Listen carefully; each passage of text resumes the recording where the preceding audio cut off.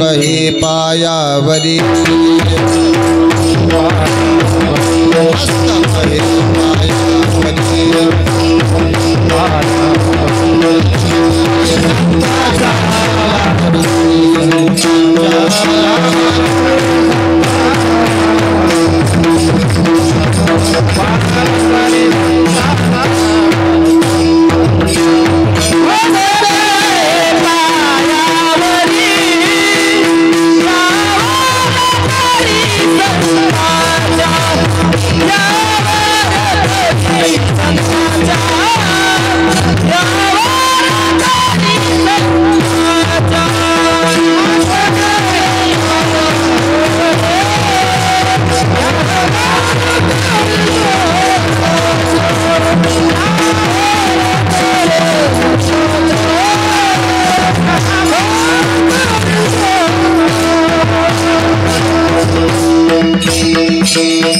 मस्तक हे पायावरी यावर करी संतांच्या ओम पार्थाय प्रतिबोधितां भगवता नारायणेन स्वयं व्यासेन ग्रथितां पुराणमुनिना मध्ये महाभारतम् अद्वैतामृतवर्षिणीं भगवती अष्टादशाध्यायिनी मम्बत्वा मनुसंदधामि भगवद्गीते भवद्वेषिणीं नमोस्तुते व्यासविशालबुद्धि फुल्लारविन्दायतपत्रनेत्र येन त्वया भारततैलपूर्णः प्रज्वालितो ज्ञानमयः प्रदीपः।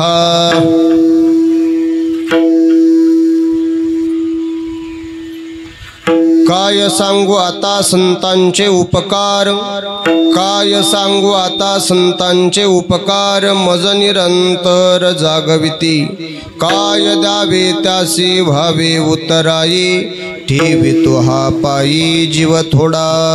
प्रस्तुत प्राप्त प्रसंगी सेवेकरता निवडलेला अभंग महान भगवत भक्त संत सम्राट विश्ववंद्य महाराष्ट्र भूषण देहूचे सुप्रसिद्ध साधू श्री संत श्रीमंत जगद्गुरु तुकोबारा यांचा अत्यंत महत्त्वाचा अत्यंत प्रसिद्ध असा संत महात्म्यांचे या साधकांच्या जीवनावर किती उपकार आहे त्या उपकाराची परतफेड करणारा कृतज्ञतेचे व्यक्तिमत्व प्रतिपादन करणारा श्री संत जगद्गुरु तुकोबारा यांचा 4 चरणाचा अभंग आजच्या 5व्या दिवशी वाक्पुष्प सेवेसाठी निवडलेला आहे। विडाला विडाला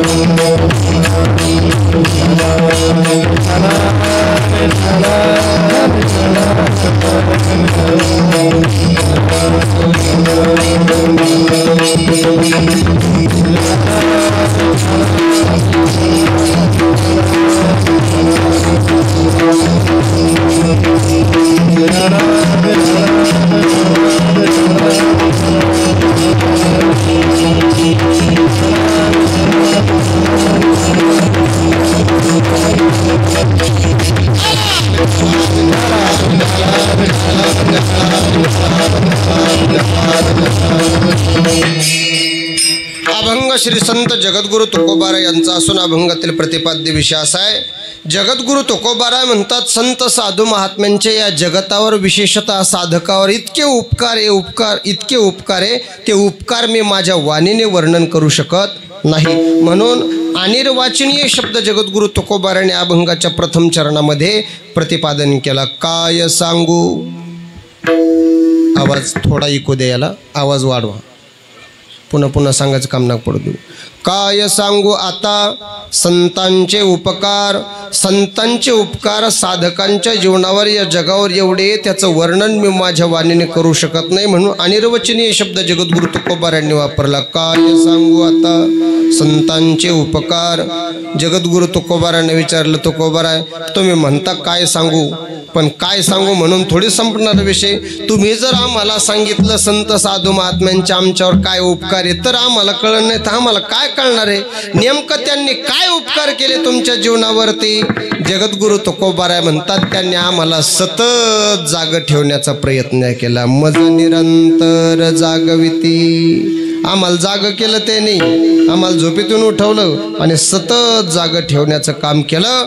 आणि त्या उपकाराच्या मोबदल्यात त्यांच्या उपकारातून उत्तीर्ण होण्यासाठी आम्ही त्यांच्या पायावर जीव दिला तरी त्यांच्या उपकारातून आम्ही उत्तीर्ण होऊ शकत नाही. म्हणून पुन्हा एकदा शब्द वापरला. काय द्यावे त्यासे व्हावे उतराई, ठेवी तो हा पायी जीव थोडा. काय करतात होते संत साधू महात्मे. जगद्गुरु तुकोबाराय म्हणतात सहज त्यांच्या बोलण्यातून जीवाचा जगाचा उद्धार होत असतो. म्हणून सहज बोलणे हित उपदेश करून सायास शिकविते. सायास करून आटापिटा करून ते आपल्या जगताच्या साधकाला जीवनाची जीवनदशा प्राप्त होण्यासाठी आटोकाट प्रयत्न करत असतात.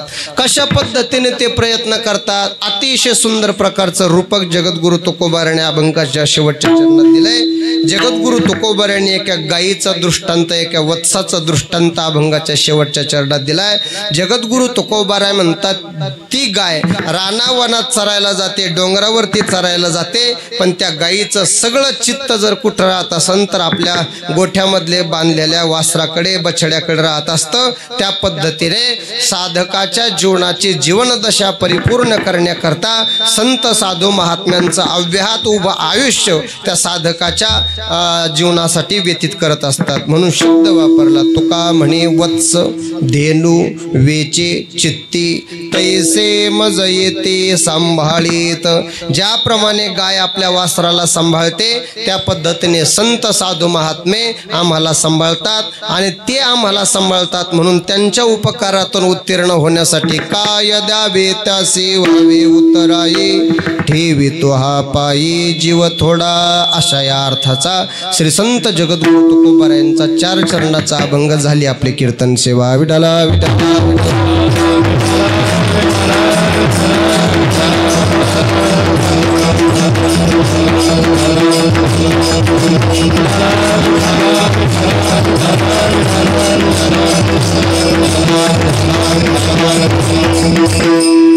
सेवेला प्रारंभ करण्यापूर्वी अल्पसा परिहार देणं अत्यंत गरजेचं आहे.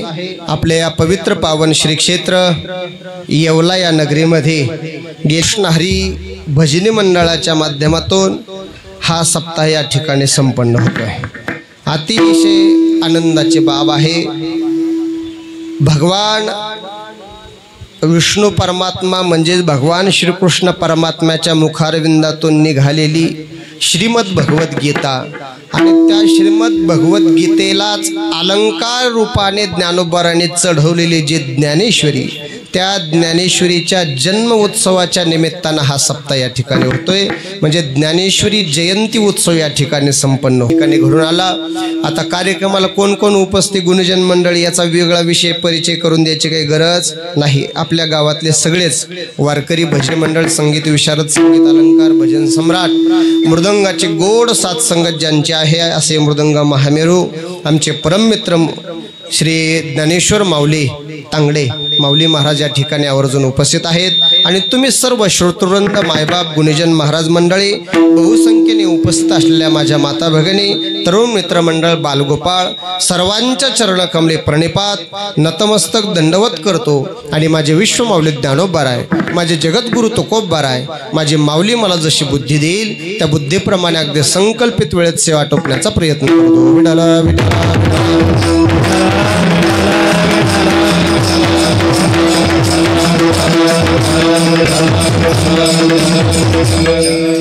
ज्ञानेश्वरीबद्दल जर बोलायचं ठरलं तर ज्ञानोबरायांनी या विश्वाला 5 ग्रंथ दिले.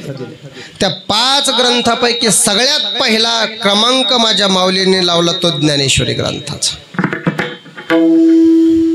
ज्ञानोबरायांनी ज्ञानेश्वरी निर्माण केली दादा, आणि ज्ञानोबरायांनी या ज्ञानेश्वरीचे अधिकारी कोण याचं वर्णन सुद्धा या ज्ञानेश्वरी ग्रंथामध्ये केलेलं आहे. कुठलाही ग्रंथ म्हटलं की त्याला विषय असतो, त्याला प्रयोजन असतं, त्याला अधिकारी असतो दादा. हो, आणि या ज्ञानेश्वरीचा अधिकारी कोण, सुरुवातीला काही ओव्या आलेला आहे, अतिशय गोड चिंतन आहे. ज्ञानोबराय म्हणतात, जे इंद्रियाला चोरून परावृत्त होतात, जे अंतरंग वृत्तीचे आहेत ना, ते या ज्ञानेश्वरीचे अधिकारी आहेत. अहो अध्यात्मशास्त्री ये अंतरंगची अधिकारी आहे. ज्ञानोबराय म्हणतात, जे अंतरंग वृत्तीचे अधिकारी आहेत तेच या ज्ञानेश्वरीचे अधिकारी आहेत, बाकी कोणीही नाही बरं का. अजून एक ओवी आहे ज्ञानोबरायांची. ज्ञानोबराय म्हणतात, अर्जुनाच्या तोला मोलाचे जे कोणी असतील ना, त्यांनी जरा माझ्याकडे बारकाईने ध्यान द्या. अहो अर्जुनाची पांती जे परिसनया योग्य होती, ते हे कृपा करून संती अवधान द्यावे. ज्ञानोबराय म्हणतात, अर्जुनाच्या तोला मोलाचे जे कोणी असतील त्यांनी जरा माझ्याकडे बारकाईने लक्ष द्या. म्हणजे ज्ञानेश्वरी हा ग्रंथ खूप अधिकार संपन्न महात्म्याचा ग्रंथ आहे. पण ऐका, ह्या ज्ञानेश्वरीचा भाव जगापर्यंत पोहोचावा म्हणून माझ्या ज्ञानोबरांनी अतिशय दयाद्र अंतःकरणाने ही ज्ञानेश्वरी निर्माण केली बरं का. बाकीचे ज्ञानोबरायांचे अभंग असे ते अतिशय क्लिष्ट आहे, अतिशय अवघड आहे. पण ज्ञानेश्वरीचं जर आपण चिंतन करायला गेलो तर ज्ञानेश्वरी वाचून वाचून वाचून वाचून ज्ञानेश्वरी हळूहळू आपल्याला काय होते कळायला लागते. त्या ज्ञानेश्वरीची कृपा आपल्यावर होत असते. शांती ब्रह्मश्री एकनाथ महाराज म्हणतात, फक्त आपण भाव धरून यावाचे ज्ञानेश्वरी कृपा करी हरी तयावरी. कोणी सांगितली ही गीता? स्वमुखे आपण सांगेतो श्री विष्णू, श्री गीता हा प्रश्नो अर्जुनेसी. फक्त अंतःकरणात भाव धारण करून आपण जर ज्ञानेश्वरी वाचली तर आपल्याला हळूहळू ज्ञानेश्वरी कळायला लागते दादा. पण बाकीचे ग्रंथ वाचून नाही कळत बरं का. त्याला सद्गुरूच्या मुखाने यथासांग सद्गुरूच्या मुखातून शिकायला लागतं तेव्हा आपल्याला ते ग्रंथ कळते.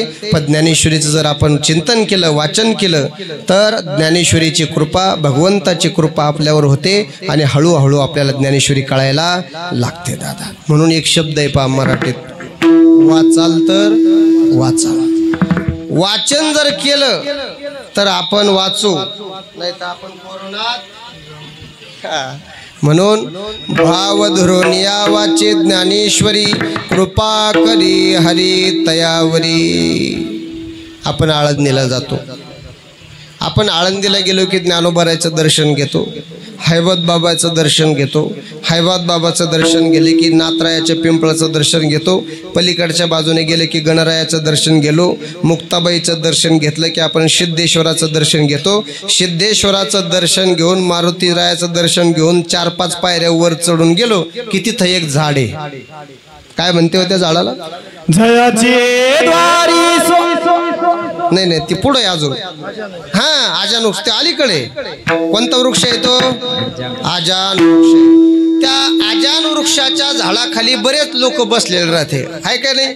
तुम्ही पाहिले ते बसलेले, लय गप्पा आणते की नाही? ते पारायण करते ते लोक. आम्ही होतो त्या काळात, एकादशीचा दिवस आला की आंधळा माणूस तिथे येऊन बसायचा. गणपत महाराज त्यांचं नाव. जन्मताच आंधळे, जन्मताच त्याला डोळे नाहीये. पण एकादशीच्या दिवशी सकाळी 7 वाजता ते विक्षेप नको करू, काही बोल नका कोणी, कोण अजिबात बोलायच नाही. कोण साप निघाला नाही तर काही आजगर निघाला तरी काय का ब्यायचं कारण नाही. विक्षेप नको करू, खाना खोना करू. सकाळी 7 वाजता ते पारायणाला बसले की संध्याकाळच्या 7 वाजेपर्यंत शेवट करायचा ज्ञानेश्वरीचा. कोण करायचं शेवट?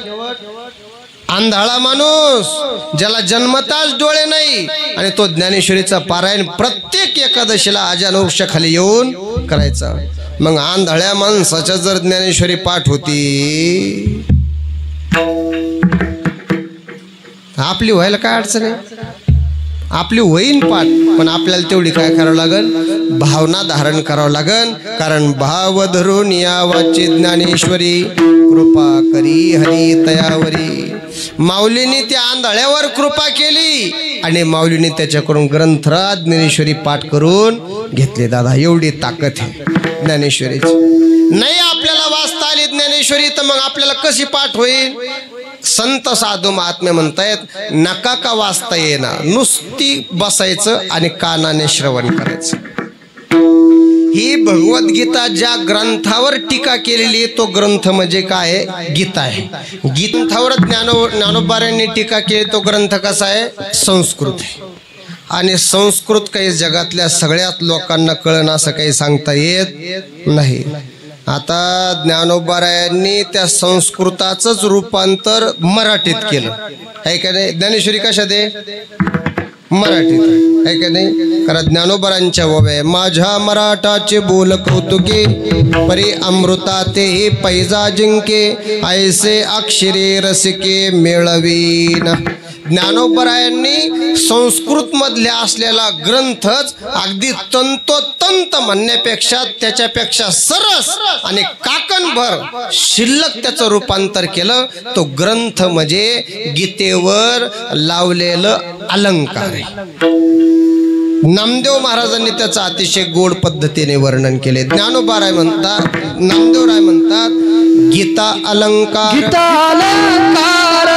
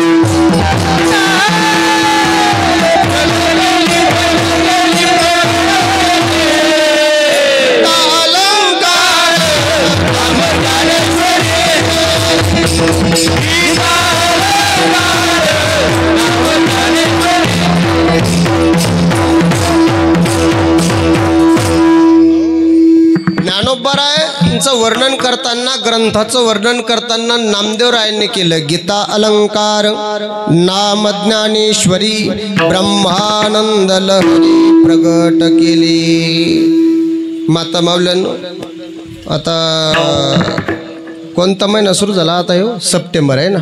ऑक्टोबर, नोव्हेंबर, डिसेंबर आणि पुढं काय येणार आहे? जानेवारी आहे की नाही? आणि जानेवारी 14 तारखेला काय राहतो?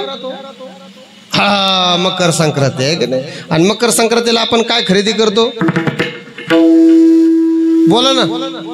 सोनं खरेदी करतो आहे का नाही?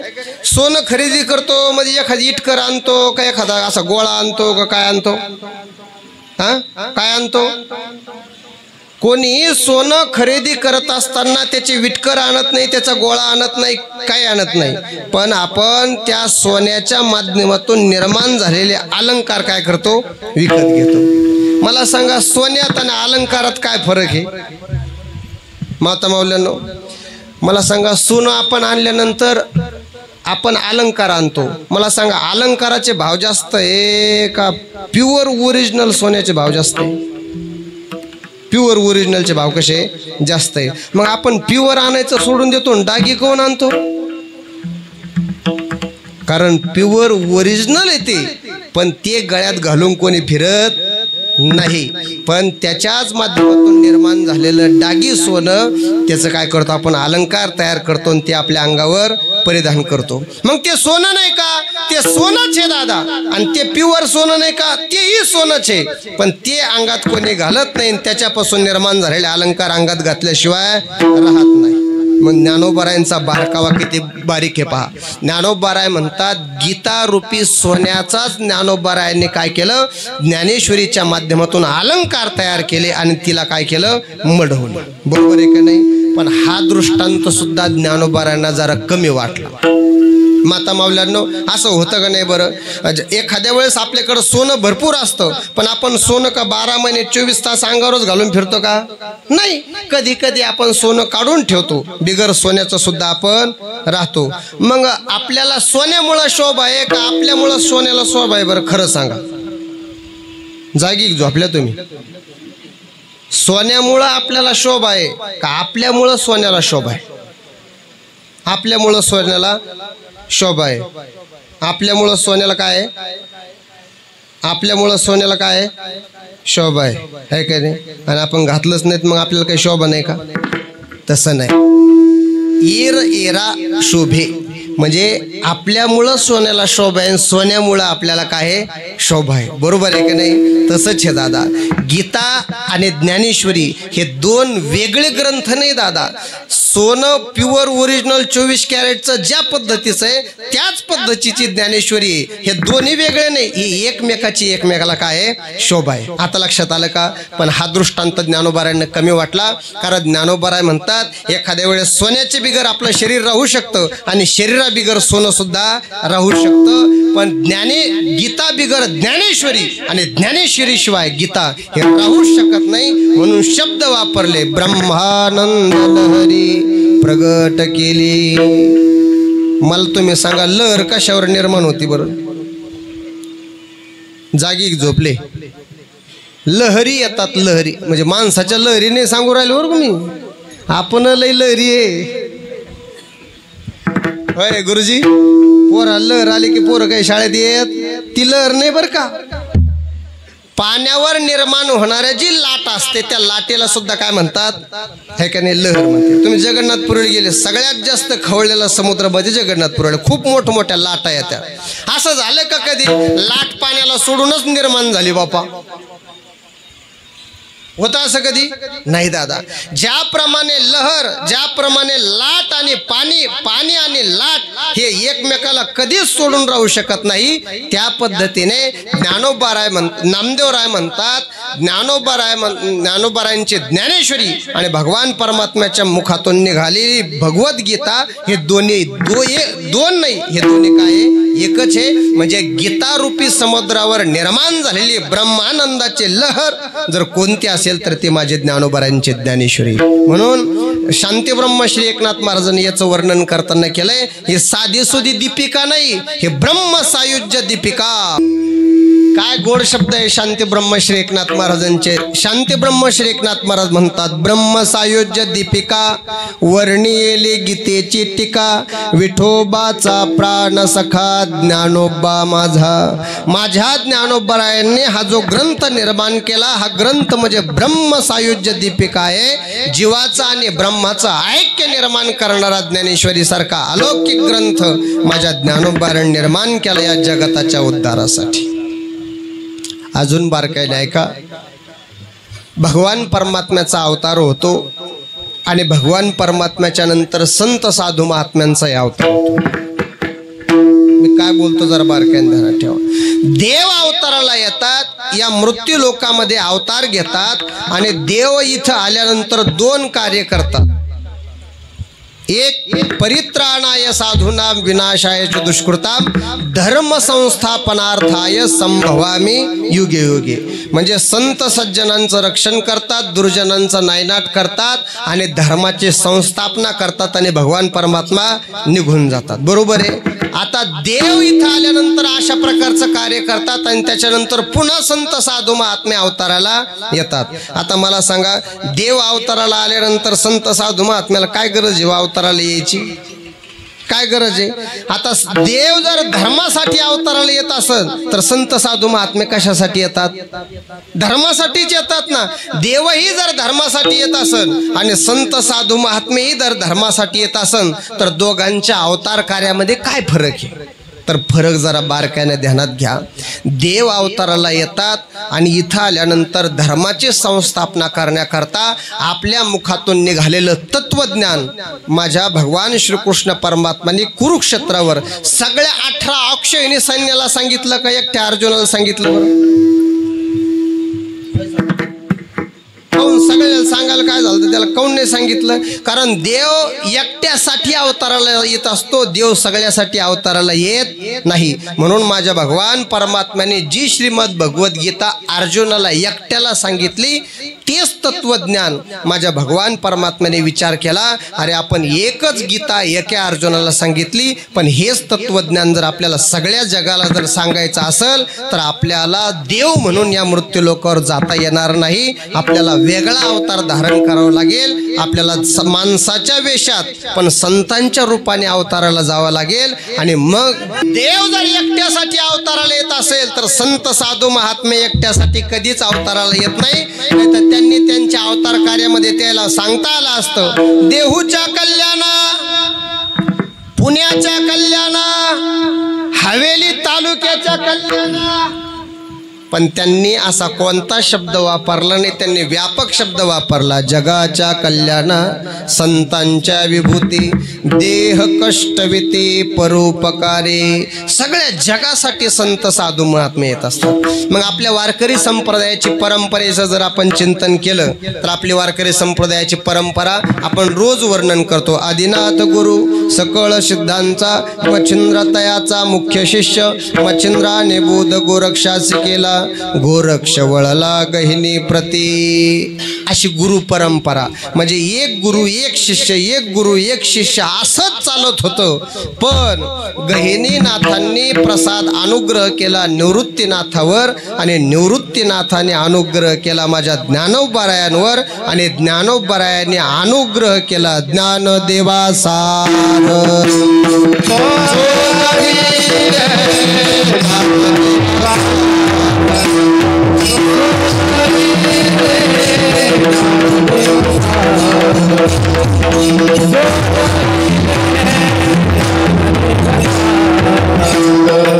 गहिनी प्रसाद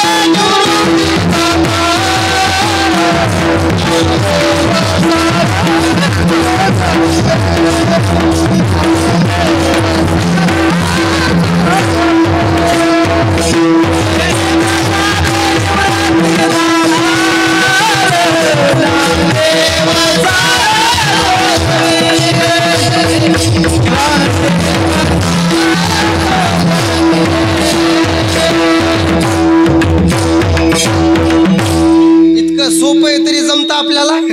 गहिनी प्रसादे निवृत्ती दातार ज्ञान देवासार चोजविले. ज्ञानोबारांनी एकट्याला हे ज्ञान दिलं नाही, ज्ञानोबारांनी सगळं ज्ञान सगळ्या विश्वाला देऊन टाकलं. म्हणून संत साधू महात्मे एकट्यासाठी अवताराला येत नाही. संत साधू महात्मे संपूर्ण जगताला संपूर्ण ज्ञान देण्यासाठी अवताराला येत असतात.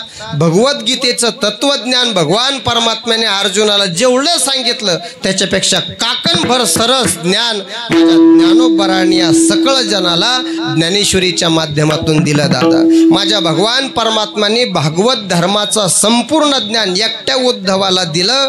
ते एकट्या उद्धवाला दिलेलं ज्ञान शांती ब्रह्मश्री एकनाथ महाराजांच्या रूपाने, भागवताच्या रूपाने, एकनाथी भागवताच्या रूपाने सगळ्या विश्वाला शांती ब्रह्मश्री एकनाथ महाराजांना दिलं. म्हणून संत साधू महात्मे एकट्यासाठी कधी अवताराला येत नाही. संत साधू महात्मे सगळ्या जगासाठी अवताराला येत असतात. म्हणून ज्ञानोबारायांनी गीतेवरच अलंकार चढवला तो ज्ञानेश्वरीच्या माध्यमातून. आणि ती ज्ञानेश्वरी म्हणजे साधी सुधी नाही, 56 भाषेचा केलासे गौरव, भवार्णवी नाव उभारली. या भवसागरातून तरुण जाण्यासाठी ज्ञानोबारायांनी ज्ञानेश्वरीचे नौका या विश्वाला दिली. अरे कोणी या रे या रे लहान थोर, याची भलती नारी नाना.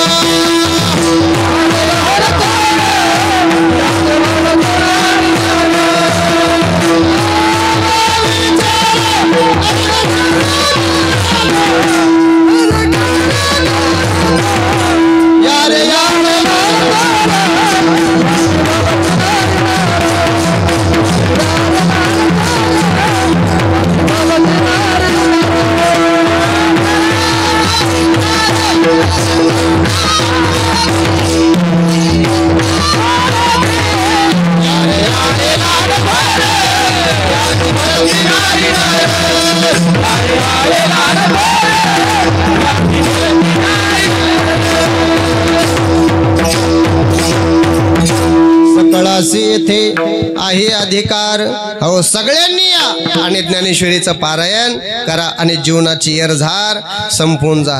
किती कृपा करते ज्ञानेश्वरी. आपण ज्ञानेश्वरी वाचा आणि ज्ञानेश्वरीवर शांती ब्रह्मश्री एकनाथ महाराजांच्या एक 4-5 ओव्या आहे शेवटच्या. त्याच्यात असं सांगितलं की ज्ञान होय मूढा अति मूर्ख त्या दगडा. किती मूर्खातला मूर्ख असू द्या, दगड असू द्या, ज्ञानोबा म्हणतात त्यांनी जरी ज्ञानेश्वरी वाचली तरी त्याच्यावर ज्ञानेश्वरी कृपा करते आणि त्याला ज्ञानाच्या साम्राज्यावर बसवते. दादा हे ताकद माझ्या ज्ञानेश्वरीची. म्हणून ज्ञानेश्वरी सारखा अलौकिक ग्रंथ. मी म्हणेल एखाद्या वेळेस आपल्याला ज्ञानोबाची संगती नाही झाली तर चालेल, एखाद्या वेळेस जगद्गुरु तुकोबाराची संगती नाही झाली तर चालेल, पण या महाराष्ट्राच्या भूमीमध्ये येऊन ज्ञानोबारायांच्या ज्ञानेश्वरीची आणि जगद्गुरु तुकोबारायांच्या गाथेची जरी संगती झाली ना आपल्या जीवनाची, तर आपल्या जीवनाचा बेडा पार झाल्याशिवाय राहणार नाही.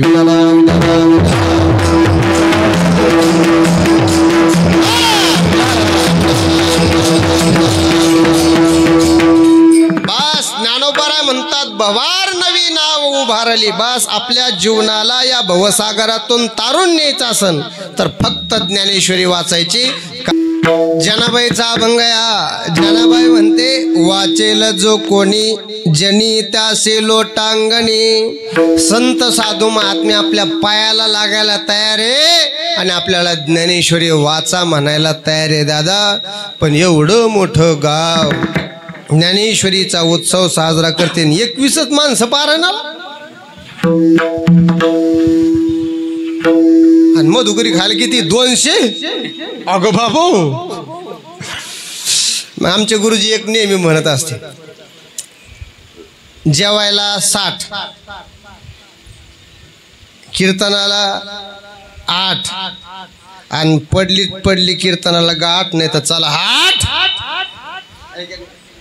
जेवायला गर्दी भक्कम, कीर्तनाला मग थोडे आहे का नाही, आणि आधी मध्ये गाठ पडले नाही चला 8. ऐक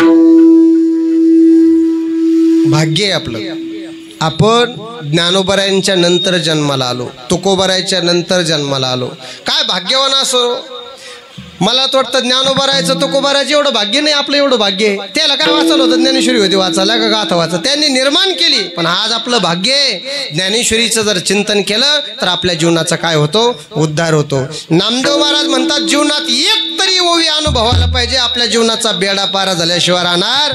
नामा म्हणे श्रेष्ठ ग्रंथ ज्ञान देवी एक तरी ओवी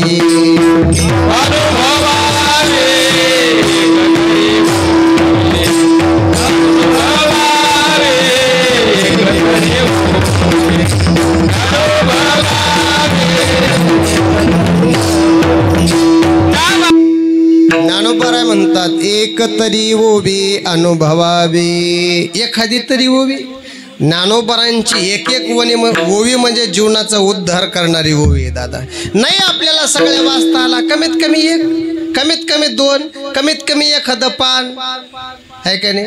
म्हणून डोक्यावर सकाळचं पाणी पडलं की ज्ञानोबारायांच्या सगळ्यात पहिल्या 21 ओव्या तरी आपण रोज नित्यनेमाने म्हटल्या पाहिजे. ओम नमो जयाद्या वेद प्रतिपाद्य जय जय स्वसंवेद्या आत्मरूपा देवा तूची गणेशो सकलार्थमते प्रकाशो म्हणे निवृत्तीदासो अवधारी जो जो. 21 ओव्या चिंतन करायच्या.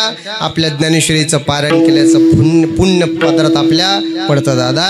आगाध अशी ज्ञानेश्वरी, आगाध असा गाथा आहे दादा. ज्यांनी ज्ञानेश्वरी वाचली त्याच्या जीवनाचा बेडा पार झाला दादा. उभा आयुष्य ज्या महात्म्यांना सगळ्या जगाला ज्ञानेश्वरीचा भाव सांगत गेले, शेवटी ते सुद्धा म्हणतायत की आम्हाला ज्ञानेश्वरीचा भाव पूर्ण कळालेला नाही दादा. म्हणजे ज्यांनी उभं आयुष्य ज्ञानेश्वरीचं चिंतन केलं त्याला सुद्धा ज्ञानेश्वरी कळाली नाही. मग आपण ज्ञानेश्वरी काय वाचतो, आपल्याला काय अर्थ कळतो का, काय कळतो दादा, पण कमीत कमी आपण त्याच्यातून काही ना काहीतरी घेण्याचा काय केला पाहिजे, प्रयत्न केला पाहिजे. अशी अलौकिक असणारा जगाच्या उद्धारासाठी निर्माण केलेला माझ्या ज्ञानोबारायांचा एक अलौकिक ग्रंथ सगळे, पण ग्रंथराज हा शब्द फक्त माझ्या ज्ञानेश्वरीलाच वापरला जातो. ग्रंथराज ज्ञानेश्वरी पारायण सोहळा म्हणून त्या ज्ञानेश्वरीची जयंती या ठिकाणी संपन्न होते.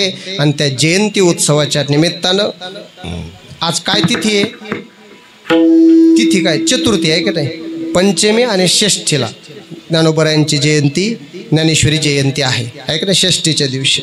म्हणून असा हा उत्सव या ठिकाणी संपन्न होतो. 13 वर्ष झाले या कार्यक्रमाचे संस्थापक डॉक्टर सारंग सर जोशी आणि या स्वकाम सेवेचे अध्यक्ष श्री सुनील ज्ञानेश्वर भाऊ तापकीर यांच्या माध्यमातून हा उत्सव आपल्या समस्त ग्रामस्थ येवला या गावातील नागरिकांच्या अनमोल सहकार्याने तन मन धनाने या ठिकाणी संपन्न होतोय.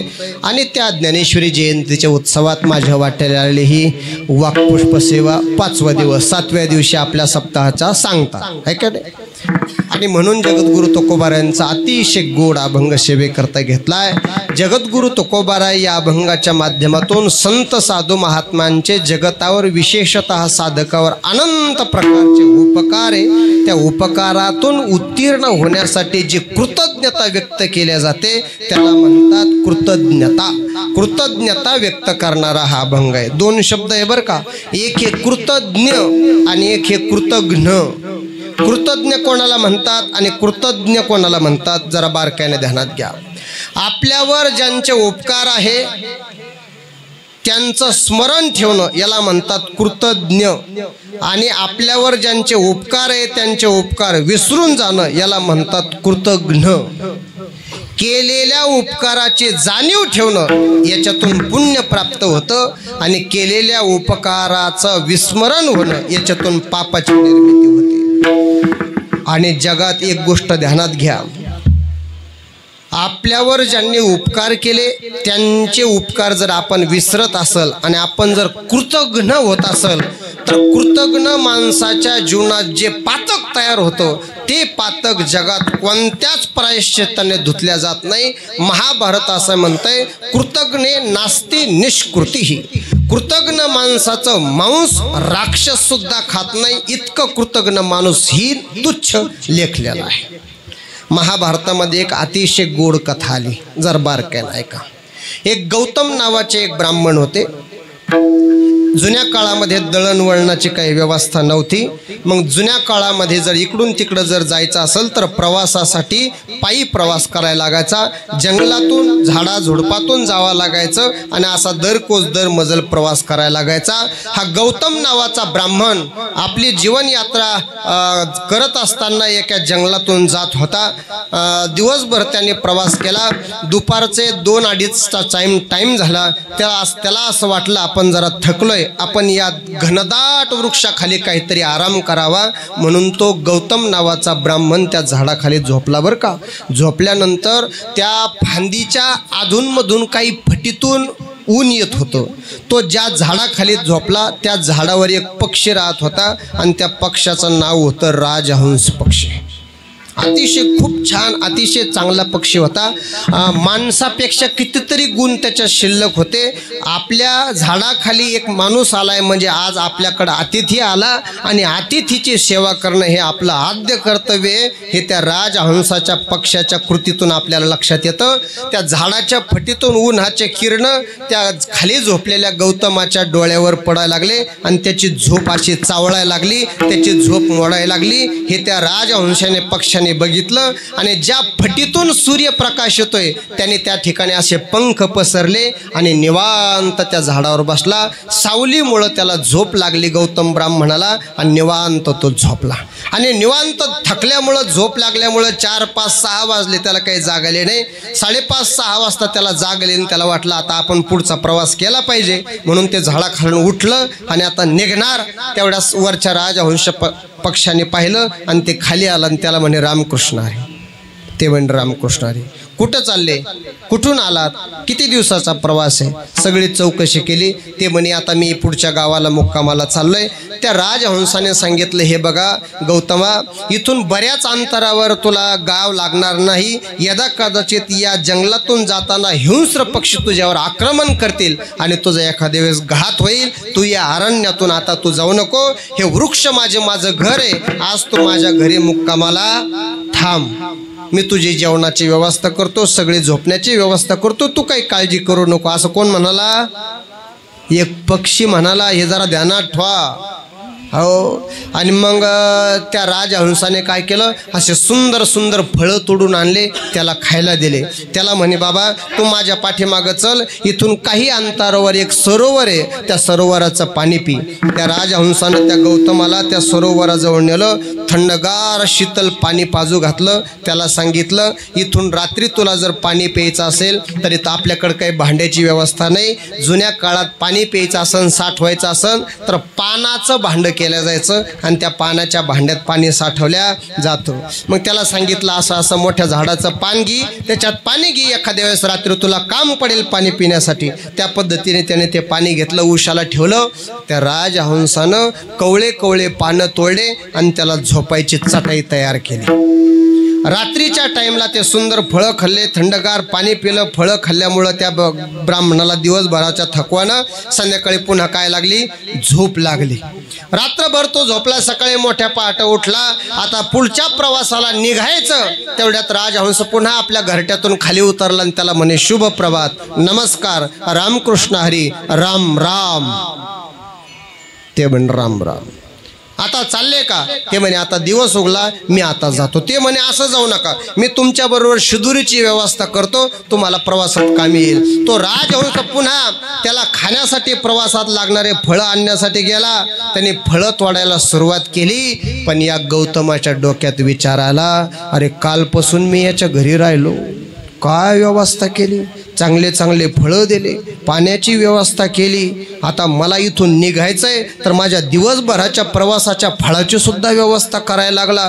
पण यांनी फळं मला आणून दिले, ते हे फळं काय मला 2-4 दिवस थोडीच टिकणार आहे का? माझं याने थोडीच पोट भरणार आहे. मग त्याऐवजी जर ह्या राजहंस पक्षालाच आपण मारलं, याचं जर मांस शिजवलं तर यदा कदाचित हे मांस आपल्याला बरेच दिवस तृप्त करेल. कृतज्ञ भावना त्याच्या अंतःकरणात निर्माण झाली दादा. आणि फळं तोडण्याच्या व्यग्रतेत असणाऱ्या राजहंस पक्षावर गौतमाने झडप घातली. दोन्ही पंख त्याचे उपटून टाकले दादा. त्याची मान तोडली, त्याची पाय वगैरे तोडले. ज्या झाडाखाली झोपला होता त्या झाडाखालच्या काड्या जमा केल्या, त्याला पेटवलं, त्याच्यावर ते मांस शिजवलं दादा. ते मांस एका कपड्यात बांधलं आणि तो गौतम ब्राह्मण तिथून निघाला. पण हा राजहंस म्हणजे काय साधा नव्हता बरं का. राजहंस ज्या जंगलात राहत होता तर रोज त्याचा नित्य नियम होता. रोज उठायचं, सत्य लोकात जायचं, ब्रह्मदेवाच्या मुखातून श्रवण करायचं तत्वचिंतन, आणि या पृथ्वीचा जो सम्राट होता त्या सम्राटाला ते संपूर्ण तत्वचिंतन सांगायचं. अशा पद्धतीचा रोजचा नियम. पण आज राजहंस पक्षी आला नाही. काय झालं असन? 4 दिवस झाले, 5 दिवस झाले असल, काय झालं असन आपल्या राजहंसाला? राजाला काळजी लागली आणि राजाने राजहंसाचं काय झालं हे पाहण्यासाठी आपले सेवक पाठवले. मग ठरल्या ठिकाणी सेवक आले तर त्यांच्या लक्षात आलं, अरे पाय पडलेले आहेत, चोच पडलेली आहेत, पंख उपटलेले आहेत, त्या अर्थी राजहंस पक्षाचा 100% घात झालेला आहे. त्यांनी ते पंख घेतले, चोच घेतली, पाय घेतले आणि राजाकडे गेले आणि राजाला सांगितलं, राजेसाहेब आपला राजहंस गेला. म्हणे कोण्या गावाला नाही गेला बरं, त्याची कोणीतरी हत्या केली. कशाहून म्हणता? ते म्हणे हे पहा त्याचे पंख, हे पहा त्याची चोच, हे पहा त्याचे पाय. राजाने ते सगळे अवयव पाहिले. राजाच्या लक्षात आलं हे आपल्या राजहंसाचेच अवयव आहे. माणसाचा जसा विधी करते त्या पद्धतीचा विधी त्या राजाने त्या राजहंसाचा केला. एवढ्यावर गोष्ट थांबली नाही. राजाने सांगितलं, राजहंसाचे ज्यांनी हत्या केली असेल त्याचा शोध घ्यायचा प्रयत्न करा. आणि शोधाशोध सुरू झाली. सगळीकडे लोक पाठवण्यात आले. आणि जगात एक गोष्ट नेहमी ध्यानात ठेवा, शाळेमध्ये एक वाक्य नेहमी आपल्या ऐकण्यात आहे, वाचण्यात आहे आणि नेहमी आपण पाहतो, सत्यमेव जयते. विजय जर होत असेल तर सत्याचा होतो. उशीर होईल, लेट होईल, पण थेट विजय कोणाचा होत असतो? सत्याचा होत असतो. दादा शोधाशोध सुरू झाली आणि हा गौतम ब्राह्मण त्या सेवकाला एक दिवस भेटला आणि सहज चर्चा निघाली. आणि मग ते गौतम ब्राह्मण त्या सेवकाला म्हटला, मी मारलं म्हणे त्या राजहंसाला. त्याला पकडलं आणि राजदरबारात उभा केलं. राजदरबारात उभा केल्यानंतर राजाने विचारलं, अरे गौतमा, तू राजहंसाला मारलं? ते म्हणे, हो राजेसाहेब मी मारलं. अरे तू कबूल पण करायला लागला मारलं? हो राजेसाहेब मी मारलं, मी कबूल पण करतो. अरे काय गुन्हा केला रे त्या राजहंसानं तुझ्यावर म्हणून तो त्याला मारलं? त्या गौतमाने सगळा घडलेला इतिहास सांगितला. त्याने काहीच गुन्हा नाही केला, त्याने उलट माझ्यावर उपकार केला आणि माझ्या मनात वाईट भावना निर्माण झाली आणि मी त्याची हत्या केली. राजाचा क्रोध अनावर झाला. राजाने सांगितलं, आपल्या राज्यामध्ये असा माणूस राहू नये की कृतज्ञ माणसावर अपकार करणारा माणूस आपल्या राज्यात राहणं योग्य नाही. एक काम करा, तुम्ही याचा तुकडे तुकडे करा आणि आपल्या गावाच्या नगरीच्या बाहेर कोल्हे, कुत्रे, गिधाडं, राक्षस यायला याचं मांस खाऊ घाला. राज आज्ञाप्रमाणे त्या गौतमाचे तुकडे तुकडे केले, एवढाले आणि राज्याच्या सीमेच्या बाहेर टाकून दिले. दादा अनेक प्रकारचे हिंस्र पक्षी तिथं होते, पण त्यांनी विचार केला, हे जे ब्राह्मण मारण्यात गेलाय हे कृतज्ञ ब्राह्मण आहे आणि या कृतज्ञ ब्राह्मणाचं मांस आपण खायचं. जे हिंस्र पक्षी असते त्यांना सुद्धा कळतं काय खावं काय खाऊ नये. माणसाचा जन्माला येऊन आपल्याला कळाना काय खावं काय नाही. विठ्ठल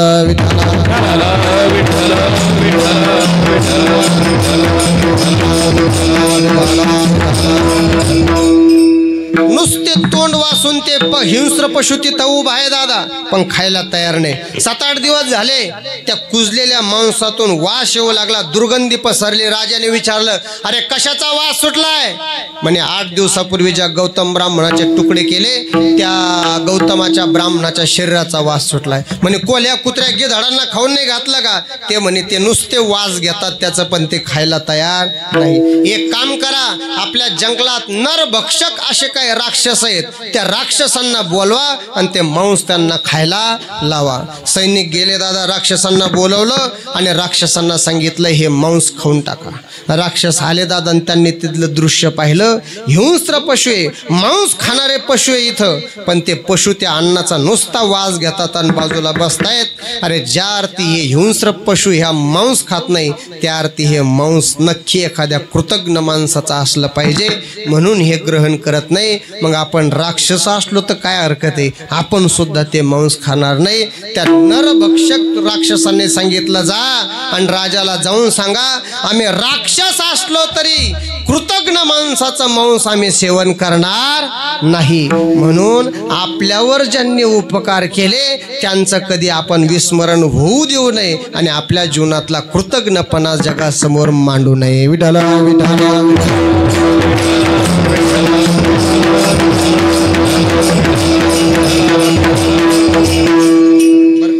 उपकार माणसाने कोणाचेच कोणावर ठेवले नाही पाहिजे, कोणीही कोणाच्या ऋणात राहिलं नाही पाहिजे.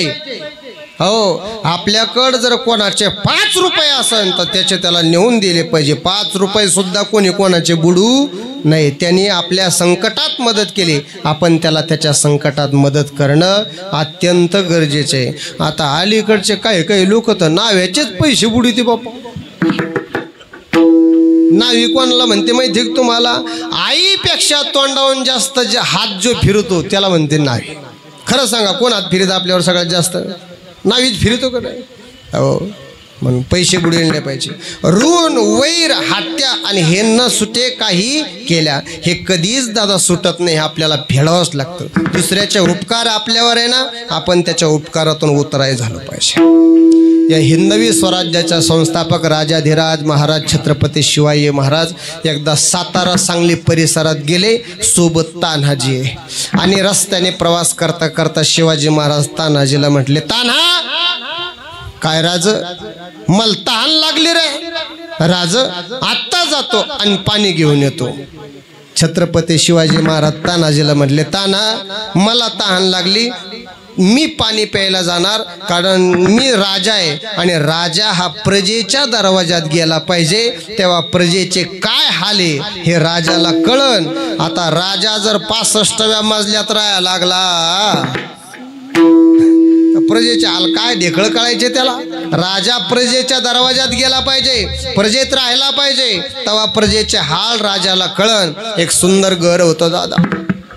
छत्रपती शिवाजी महाराज त्याच्या घरासमोर गेले आणि आवाज दिला, हाय का कोणी घरात?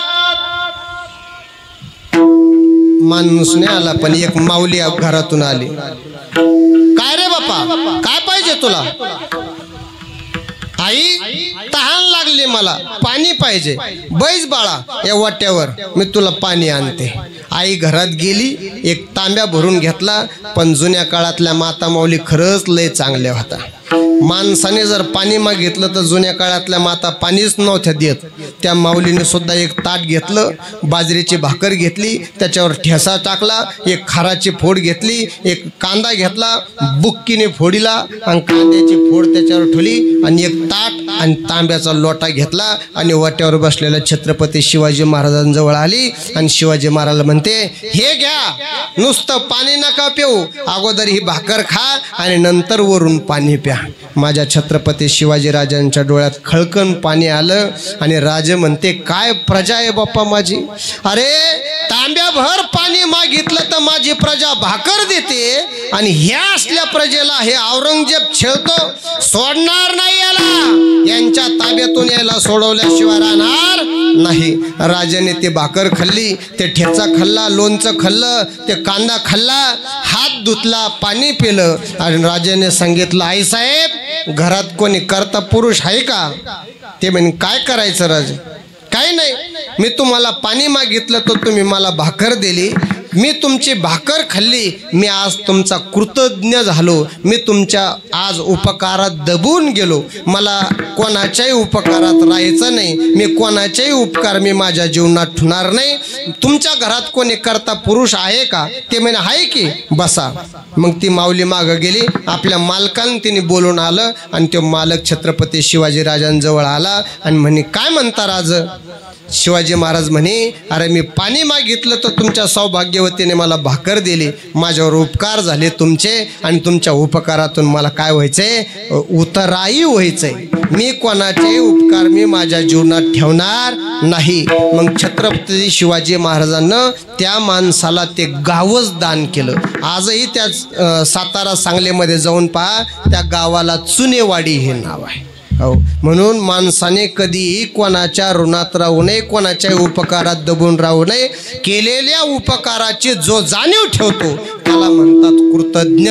आणि ते माझे छत्रपती शिवाजी महाराज होते, ते माझे संत साधू महात्मे होते. कारण कृतज्ञ माणसाचा मांस राक्षस सुद्धा खात नाही. अशी कृतज्ञता माणसाच्या जीवनात नसायला पाहिजे आणि कृतज्ञता माणूस झाला पाहिजे. म्हणून संत साधू महात्म्याने या अभंगाच्या माध्यमातून आपल्या जीवनाची कृतज्ञता व्यक्त केली. अभंगाचं महात्म्याने सुद्धा आपल्या जीवनातली कृतज्ञता संतांबद्दलची व्यक्त केली. काय सांगू आता संतांचे उपकार, मज निरंतर जागविती. पहिला शब्द वापरला काय सांगू. आता काय सांगू शब्द जरा बऱ्याच ठिकाणी वापरला जातो बरं का. कधी कधी आम्हाला मौतीला जावं लागतं. मौतीला म्हणजे कसं जावं लागतं, त्या माणसाचा आमचा काही परिचय नसतो, पण ओळखीने जावं लागतं. आणि मग तिथे गेले लोकांना, अरे महाराज आले, महाराज आले, महाराज आले, महाराज आले. मग ते लोक म्हणतात जरासं दोन शब्द भावपूर्ण श्रद्धांजली. आम्हाला त्याचं नाव माहीत नसतं, गाव माहीत नसतं, कुठं जन्माला आला, काय कुठाने केले त्याचं काय हे माहीत नसतं. मग आम्हाला तवा म्हणला होता, काय सांगा बाबा, काय सांगा म्हणजे आता त्याच्याबद्दल आम्हाला काही माहीत नाही. तवा सुद्धा असं म्हणायला लागतं काय सांगू आता. आणि जगद्गुरु तुकोबाराने शब्द वापरला काय सांगू आता. पण ह्या काय सांगूचा अर्थ तिकडं नका लावू बरं का, म्हणजे काही माहीत नाही असं त्याचा अर्थ नाही. काय सांगू याचा अनिर्वचनीयता म्हणजे संतांचे उपकार आमच्या जीवनावर एवढे की ते आम्ही आमच्या वाणीने वर्णन करू शकत नाही. मग उगाची चरणी ठेवीचे माथा हेची भले. ज्ञानोबा म्हणतात जिथं आपली वाणी पुरू शकत नाही, आपण आपल्या वाणीने त्यांचं वर्णन करू शकत नाही, तिथं फक्त एकच काम करायचे, आपले 2 हात जोडायचे आणि तिसरं मस्तक त्यांच्या चरणावर ठेवायचं. उगाची चरणी ठेवीचे माथा हेची भले. दुसरं काही नाही. तवा शब्द वापरावा लागतो. काय सांगू. जिथं बोलता येत नाही तिथंही म्हणतं काय सांगू, आणि जिथं काही माहीत नाही तिथंही म्हणावं लागतं काय सांगू. आता